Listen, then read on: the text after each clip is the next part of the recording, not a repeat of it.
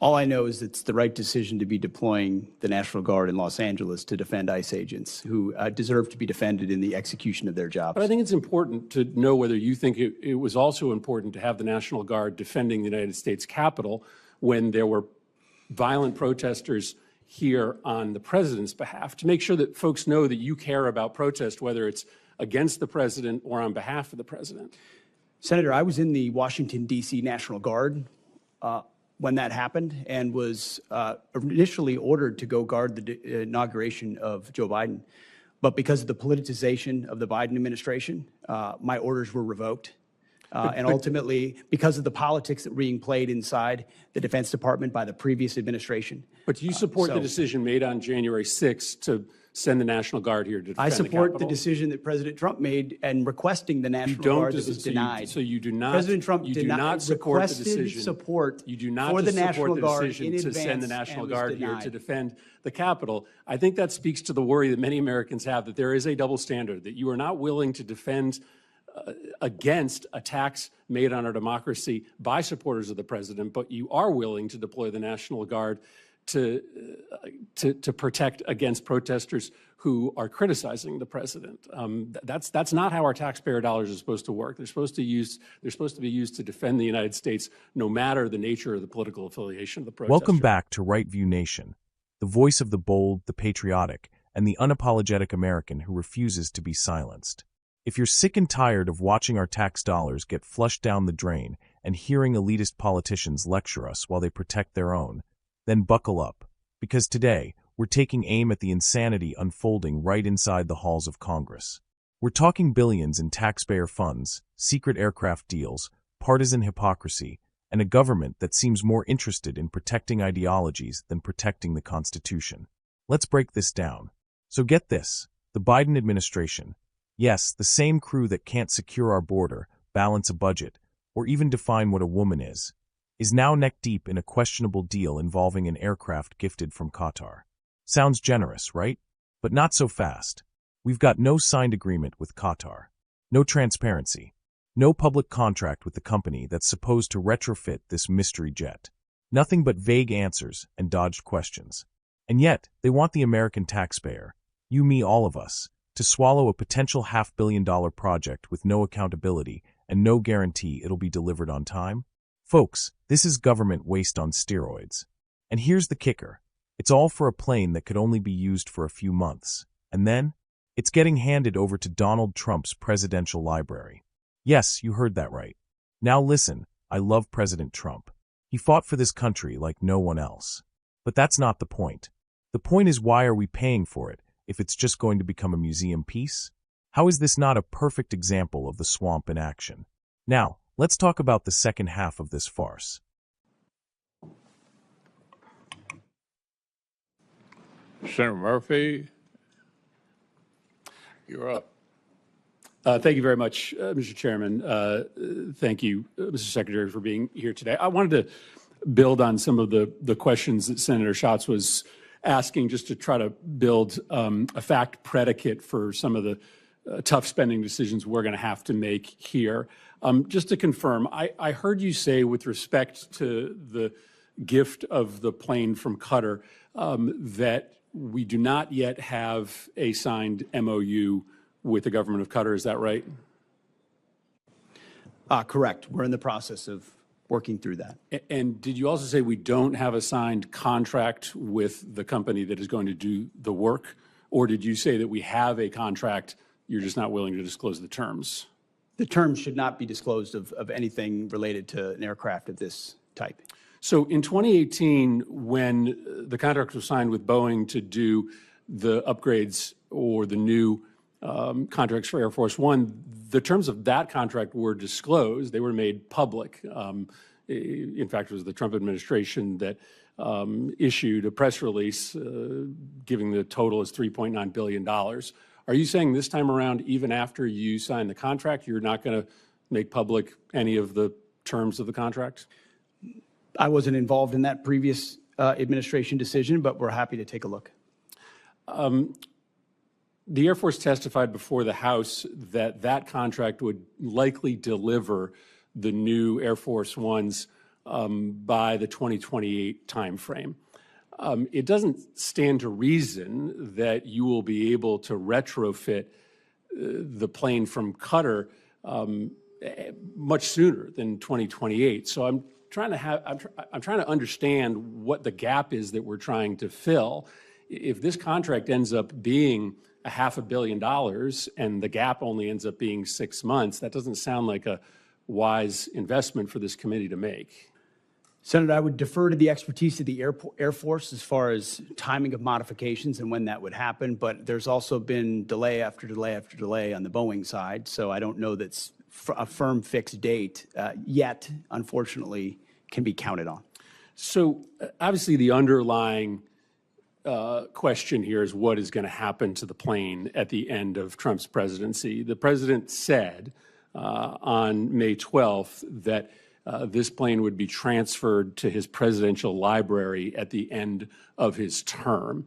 Is that your understanding of what is going to happen to this plane? The president said that. That's my understanding, although I would look at what comes out in the MOU. But why would we ask the American taxpayer to spend upwards of $1 billion on a plane that would then only be used for a handful of months and then transferred directly to the president? That doesn't sound like a wise use of taxpayer dollars. A lot of the capabilities, as you know, Senator, of that particular platform are and should remain classified. So there are reasons why you might modify, even for a short period of time, an aircraft to ensure the safety and security of the President of the United States. But when do you believe that those upgrades would be made? How long would the president have it before it got transferred to his personal possession?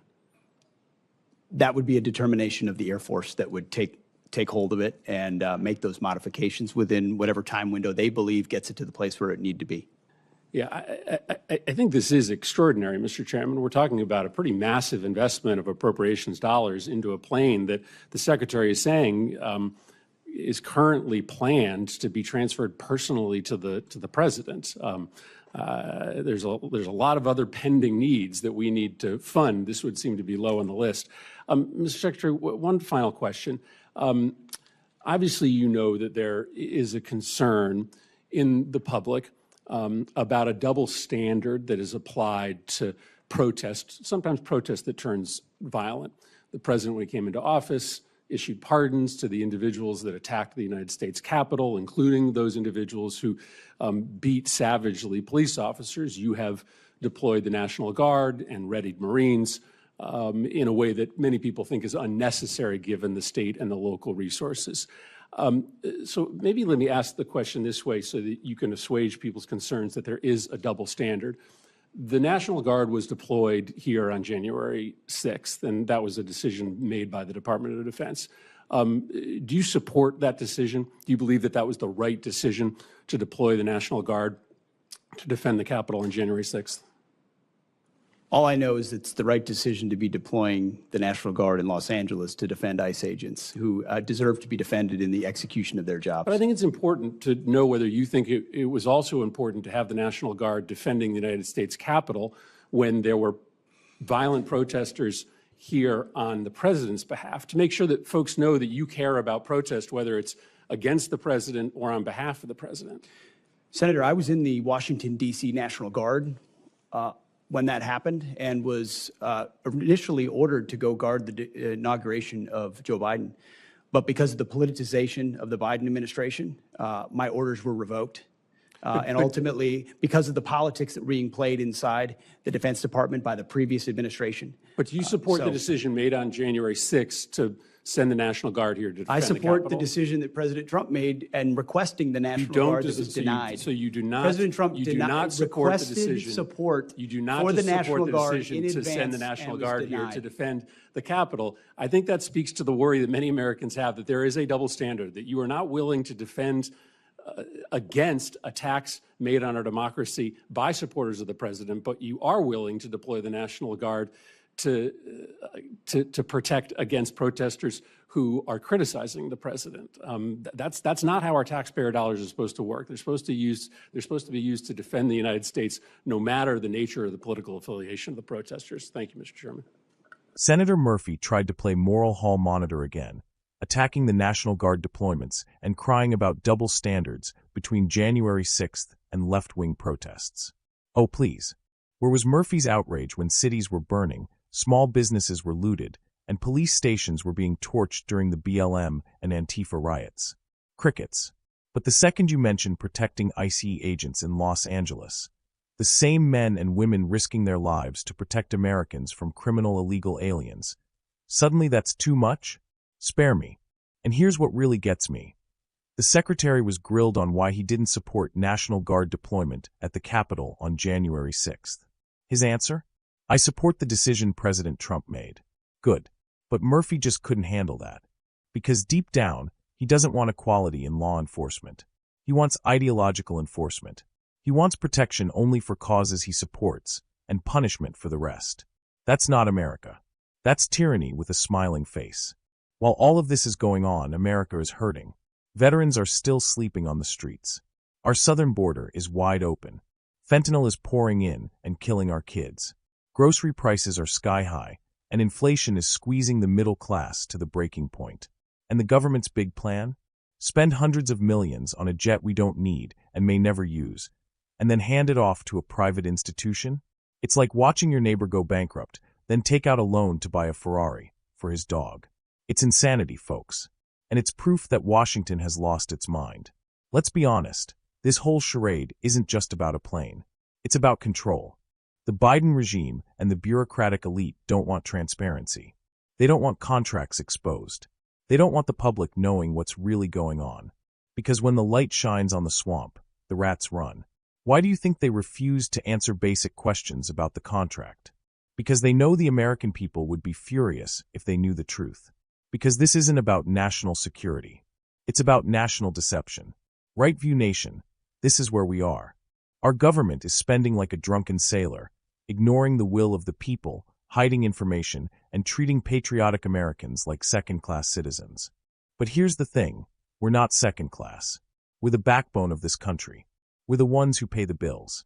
We're the ones who defend the flag. And we're the ones who are going to take this country back. It's time we demand accountability.